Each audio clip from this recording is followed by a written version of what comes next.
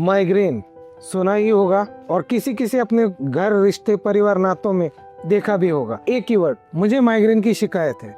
लेकिन क्या आप जानते हैं माइग्रेन ये टर्मिनोलॉजी का सही में रियल मीनिंग क्या है? मतलब है क्रॉनिक हेडेक। अब सवाल ये उठता है दोस्तों, माइग्रेन है मतलब ये एक गोली है, उसको ले लो, 2 घंटे के लिए सो जाओ, कान बांध लो, सर के ऊपर पट्टी रख दो, आंखें बांध लो, कान में रुई डाल दो, रूम में जाके सो जाओ, फिर 8 घंटे के बाद आई विल बी फ्री। यही बातें आपने सुनी होगी। लेकिन क्या आप जानते हैं इसके क्या क्या वजह होती है? तो हर डॉक्टर आपको क्या पूछते हैं, आप आपके रीजन देखो कि किससे आपको सरदर्द हुआ। मतलब उनका कहने का मतलब होता है कि कॉजेटिव फैक्टर क्या है।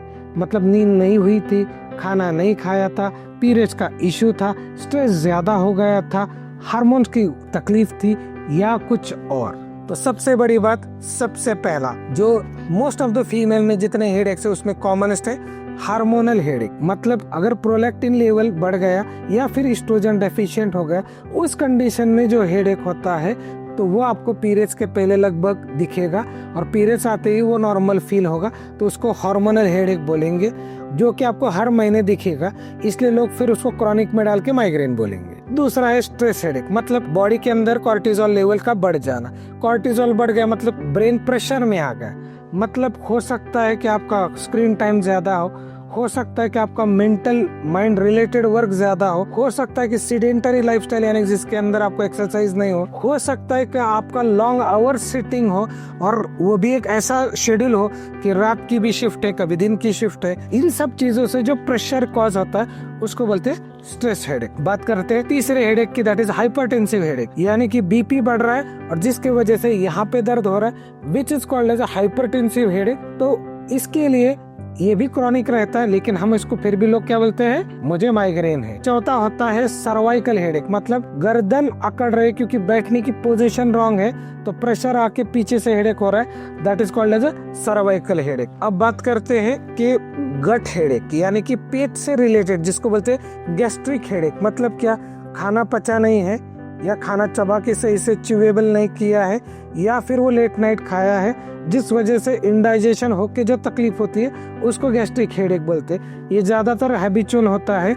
जो कि लोगों को बताते मैं 11 बजे खाना खाता हूँ, 12 बजे खाता हूँ, उन लोगों में ये कॉमन पाया जाता है। अब अगला हेडेक आता है स्ट्रॉन्ग परफ्यूम हेडेक। लोग क्या बोलते, डॉक्टर साहब मैं गया था पार्टी में, वहाँ पे स्ट्रॉन्ग स्मेल आई, मेरे को सर दर्द चालू हो गया। मैं गाड़ी में बैठा था, वहाँ की उसका लेदर का स्मेल लगा, मेरे को हेडेक चालू हो गया। इसको क्या बोलते, ये है केमिकल इंड्यूस्ड हेडेक। मतलब आपकी बॉडी के जो सेंसर्स है उसको ट्रिगर मिल रहा है उस केमिकल के वजह से। अब ये सब बताने के पीछे पर्पस पता है क्या है? एक बात बताइए, एंड में क्या हो रहा है, हेडेक, नोशिया, वॉमिटिंग, इरिटेशन और आपका क्वालिटी ऑफ लाइफ उस वक्त के लिए खराब हो रहा है। लेकिन दवाई क्या, वही एक गोली, ये गोली खाओ, अच्छा लगेगा, जब जरूरत पड़ेगी तब खाओ। लेकिन फिर ये इतने सब कॉजेस देखने का मतलब क्या था? तो मतलब ये था, ये एक ही पैथी में ये सब चीजें देखी जाती है, दैट इज होम्योपैथी, जिसके अंदर आपका स्ट्रेस हेडेक है, आपका गैस्ट्रिक हेडेक है, आपको हार्मोनल हेडेक है, आपका स्ट्रेस लेवल की वजह से आया या फिर हाइपरटेंशन की वजह से आया या सर्वाइकल की वजह से आया या फिर कोई हेड में इंजरी होने की वजह से आया या हो सकता है ब्रेन में ट्यूमर होने की वजह से आया। सबका पॉजिटिव फैक्टर अलग है तो सबकी दवाई भी अलग है। ये सिर्फ एक ही साइंस में देखी जाती है, दैट इज होम्योपैथी। देखिए दोस्तों, दुनिया ही बोलती है पेन किलर खाना अच्छी बात नहीं, लीवर और किडनी खराब हो जाती है, तो फिर क्यों खा रहे हो? और जब हम ये बात एक्सप्लेन करने की कोशिश कर रहे हैं आपको कि ये एक कॉजेस है, उसको एड्रेस करने की क्या कार्य कीजिए। उसके लिए सबसे पहली बात लाइफस्टाइल चेंज कीजिए, नहीं होता है तो कम से कम ब्रिस्क वॉक चालू कर दीजिए, थोड़ा अपने अंदर चेंज लाइए, और फिर भी मुश्किल होती है, we are there to help you. Thank you so much.